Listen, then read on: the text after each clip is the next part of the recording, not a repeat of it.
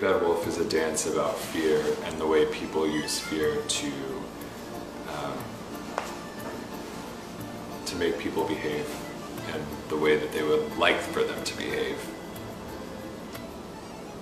The inspiration for Big Bad Wolf was a children's story that I read by German children's stories. And one story in particular sort of stuck out to me, and it was a story about a little boy called Suck-a-Thumb who couldn't stop sucking his thumbs, and so his mother said to him, if you don't stop sucking your thumbs, the big tall tailor will come with his big scissors and he'll cut off your thumbs. Then she goes to the market, he sucks his thumbs, and the tailor comes and chops him off. And when she comes back, the little boy shows his mom that he has no thumbs, and she says, see, I told you so.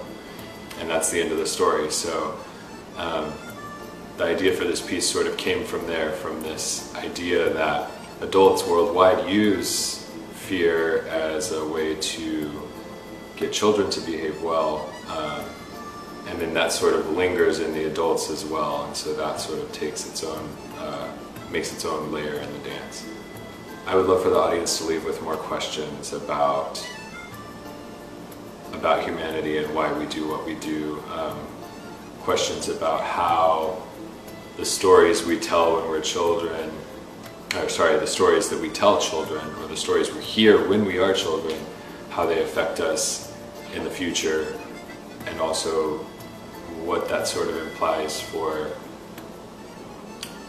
humanity and the way that we interact with each other on a sort of global scale, instead of it being something specific to Germany, which is where the story comes from, or the story of the Mangte Haraboji, which is the Korean story of the sack man.